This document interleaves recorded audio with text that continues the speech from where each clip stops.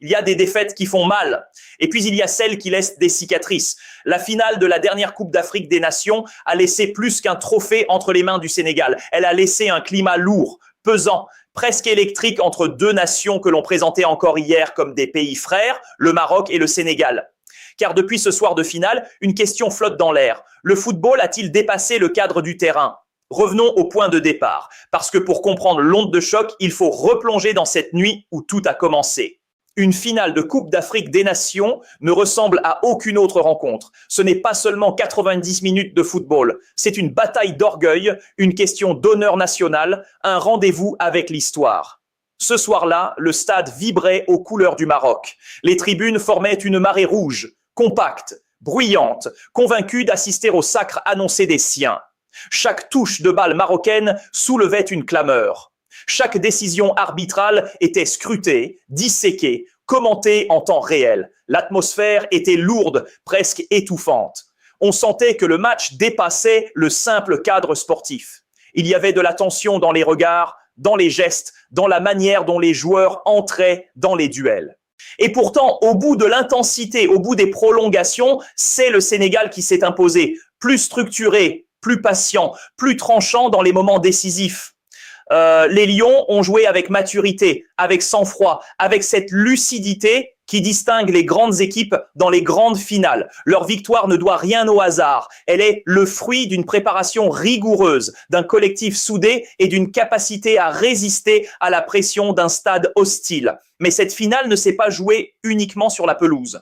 Bien avant le coup d'envoi, des signaux avaient déjà commencé à alimenter les discussions. Le terrain d'entraînement proposé aux Sénégalais était celui habituellement utilisé par la sélection marocaine. Un stade parfaitement équipé, certes, mais également entièrement sous surveillance. Caméra fixe, installation maîtrisée, environnement familier pour le pays hôte. Dans une finale, chaque détail compte. Les combinaisons sur coups de pied arrêtés, les ajustements tactiques, les automatismes répétés à huis clos. Le staff sénégalais a préféré refuser, estimant que la confidentialité de sa préparation devait être préservée.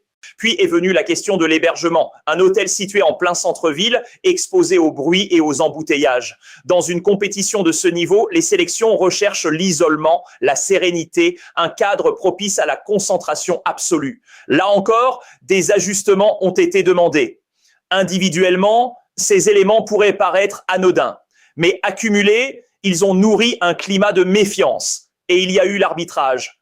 Sujet éternel, inflammable, capable d'embraser un tournoi entier. Tout au long de la compétition, certaines décisions ont suscité des débats. Des pénaltys réclamés face à la Tanzanie, des situations litigieuses contre le Cameroun, des séquences tendues face au Nigeria. Dans une CAN, la pression sur les arbitres est constante et elle devient immense lorsque le pays organisateur progresse dans le tournoi. L'équilibre est fragile, la suspicion facile.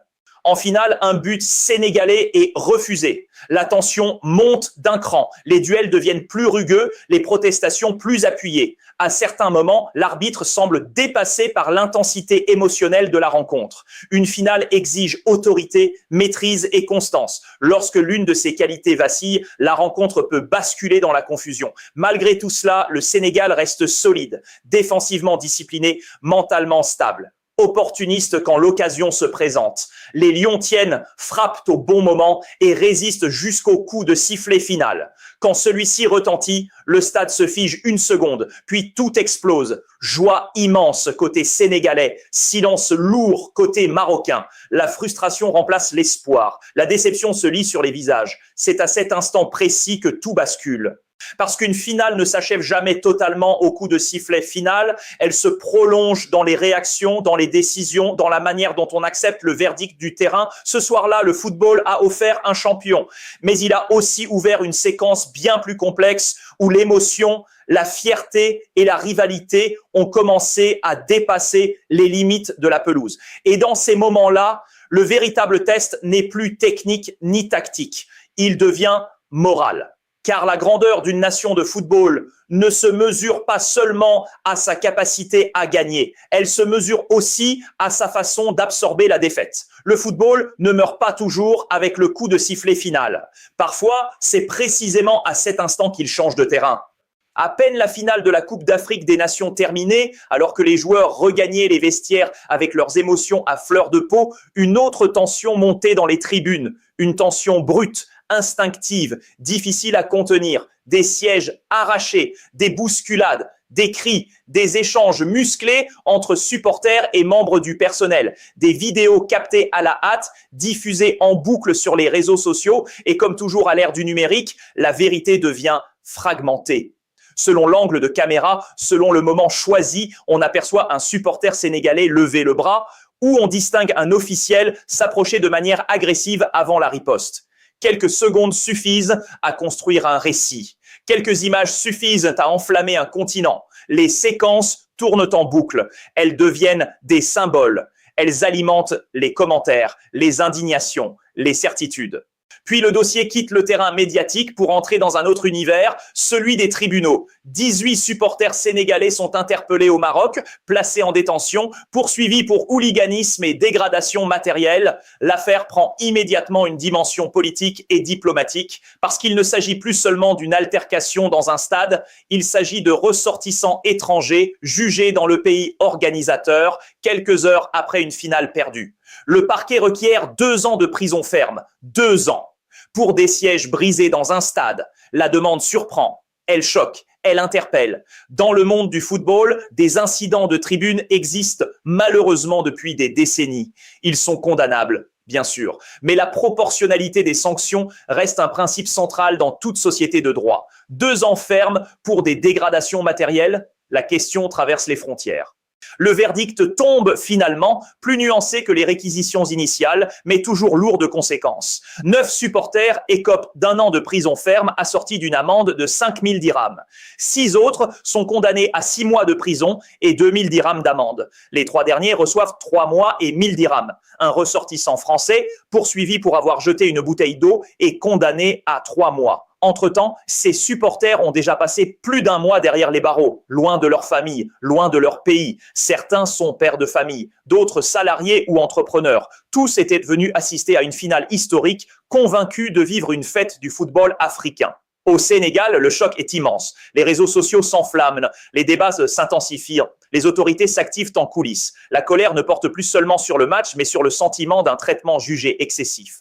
Bien sûr, la violence dans un stade ne peut être banalisée. Les dégradations doivent être sanctionnées. Le football ne peut devenir une zone de non-droit. Mais dans ce type de situation, c'est toujours l'équilibre qui est scruté, la fermeté nécessaire face au débordement et la mesure indispensable pour éviter que la sanction ne devienne elle-même source d'injustice perçue.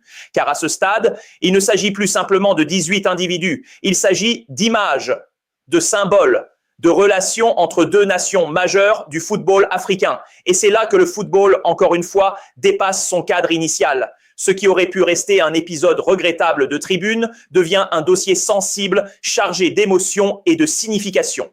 Dans ces moments-là, chaque décision compte, chaque mot pèse, parce que le sport rassemble, mais mal géré, il peut aussi diviser.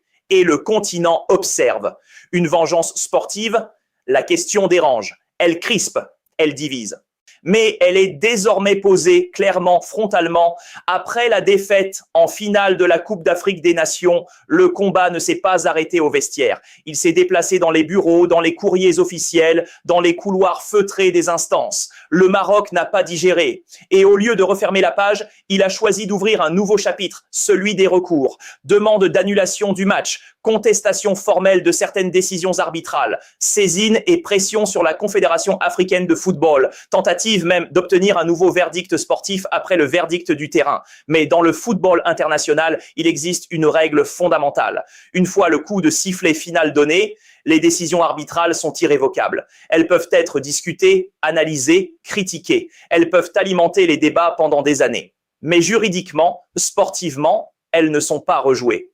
La réponse des instances est donc claire. Refus. Le score ne changera pas. Le trophée ne bougera pas. Le Sénégal reste champion. À partir de là, le climat s'alourdit. Car lorsque la voie sportive se referme, certains estiment que le dossier a glissé vers un autre terrain, celui de la justice ordinaire, celui des tribunaux, celui des sanctions pénales. Et c'est ici que naît le soupçon. Pour une partie de l'opinion sénégalaise, les lourdes condamnations infligées aux supporters ne sont pas seulement la conséquence d'incidents de tribune. Elles seraient le prolongement d'une frustration, une revanche indirecte, une manière de reprendre la main là où le football l'a refusé. Cette lecture est émotionnelle, sans doute. Elle n'est pas juridiquement prouvée, mais elle existe. Et dans les crises sportives, la perception compte presque autant que la réalité. D'un autre côté, les autorités marocaines peuvent défendre une position inverse. L'état de droit ne négocie pas avec la passion. Des dégradations ont eu lieu, des images ont circulé, des actes ont été constatés. La justice applique la loi sans considération pour le résultat d'un match. Alors, que faut-il y voir? Une application stricte du droit, ferme et assumée, ou une démonstration de puissance dans un contexte où la blessure sportive est encore vive? La vérité se situe peut-être dans la complexité du moment.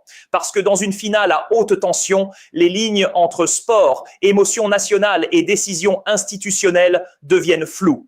Les acteurs juridiques affirment leur indépendance. Les supporters y voient un symbole. Les gouvernements, eux, doivent gérer les conséquences diplomatiques. Ce qui est certain, c'est qu'une défaite sportive peut être digérée avec le temps. Mais le sentiment d'injustice, lui, peut s'installer durablement.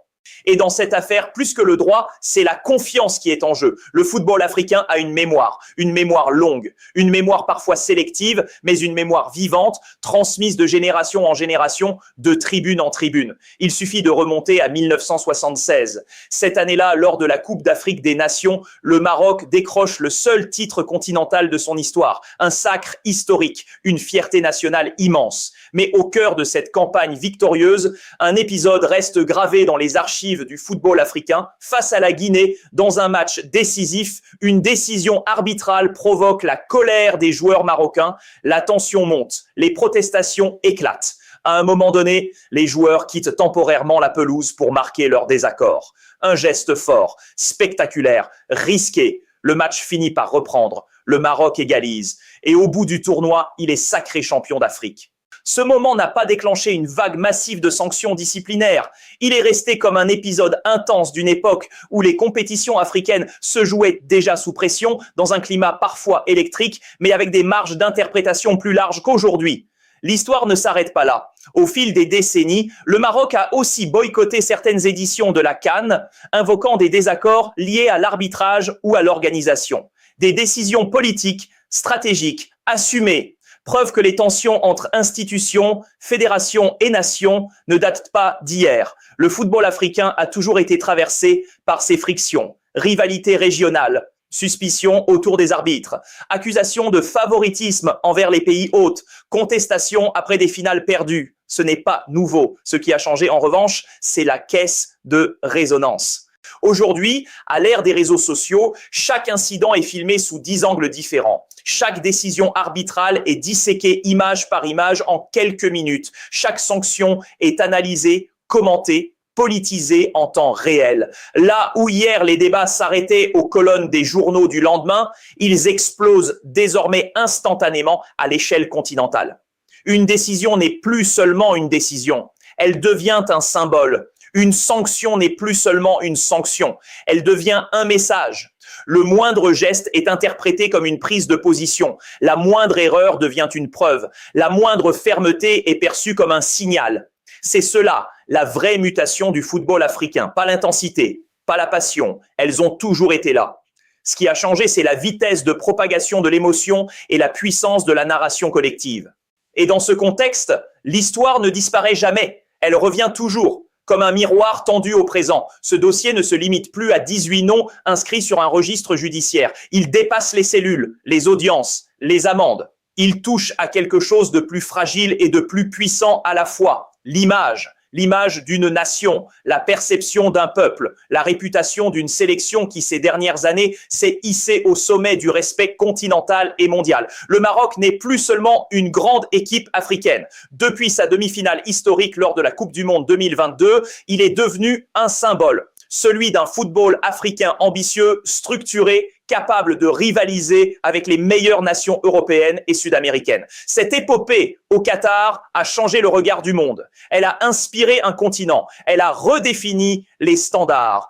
En face, le Sénégal incarne la continuité d'une génération dorée. Champion d'Afrique, discipliné, expérimenté, porté par des joueurs aguerris au plus grand championnat européen. Une équipe qui a appris à gagner, à gérer la pression, à assumer son statut. Ces deux nations sont aujourd'hui des locomotives du football africain. Elles tirent le train, elles inspirent les autres. Elles structurent les ambitions du continent. C'est précisément pour cela que cette affaire est sensible. Parce que le football n'est pas seulement une question de trophée, c'est une question d'émotion. Et l'émotion, mal canalisée, peut se transformer en rancœur durable. Une rancœur qui dépasse les dirigeants, dépasse les joueurs et s'installe dans les tribunes. Si l'impression d'injustice prend racine, qu'elle soit fondée ou simplement ressentie, elle peut altérer la manière dont les équipes sont accueillies en déplacement. Elle peut influencer l'atmosphère dans les stades. Elle peut durcir les rivalités sportives au point de les rendre malsaines. Le danger n'est pas dans la critique. Le débat fait partie du sport. Le danger réside dans la fracture. Une fracture dans la confiance. Une fracture dans le respect mutuel. Une fracture dans cette idée que, malgré les tensions, le football africain avance ensemble. Le continent n'a pas besoin d'une nouvelle ligne de division. Il a besoin d'exemples forts, de leadership, de maturité institutionnelle. Parce que lorsque ces locomotives vacillent, c'est tout le train qui ralentit. Au-delà des décisions de justice, au-delà des recours, au-delà des émotions encore vives, l'enjeu est clair. Préserver ce que ces deux nations ont construit ces dernières années. Une crédibilité, une aura, une fierté partagée. Le football africain est en pleine ascension. Il ne peut pas se permettre de se déchirer au sommet. La justice doit faire son travail. Elle ne peut ni trembler, ni détourner le regard lorsque des débordements éclatent. Le hooliganisme ne doit jamais devenir une excuse tolérée par la passion. La violence en tribune, d'où qu'elle vienne, n'a pas sa place dans un stade. Ces principes sont clairs, indiscutables. Mais dans toute démocratie, dans tout état de droit, la crédibilité d'une décision repose sur un pilier fondamental, la proportionnalité. Sanctionner, oui. Punir si nécessaire, mais toujours avec mesure, avec discernement, avec la conscience que la justice ne doit pas seulement être ferme, elle doit être juste. Car au fond, le trophée ne changera pas demain. La Coupe d'Afrique des Nations ne sera pas rejouée. Le résultat est inscrit dans les archives, gravé dans l'histoire. Le Sénégal reste champion, le Maroc reste une puissance du football africain. Ce qui est en jeu désormais dépasse le score.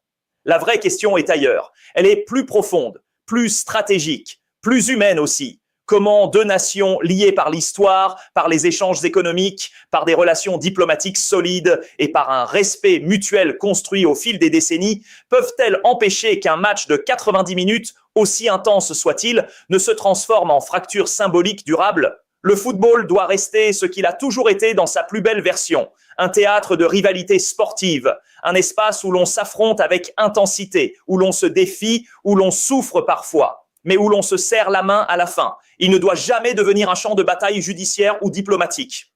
Aujourd'hui, le continent observe, les supporters observent, les jeunes générations observent, les autres nations africaines observent la manière dont deux locomotives du football gèrent un moment de tension.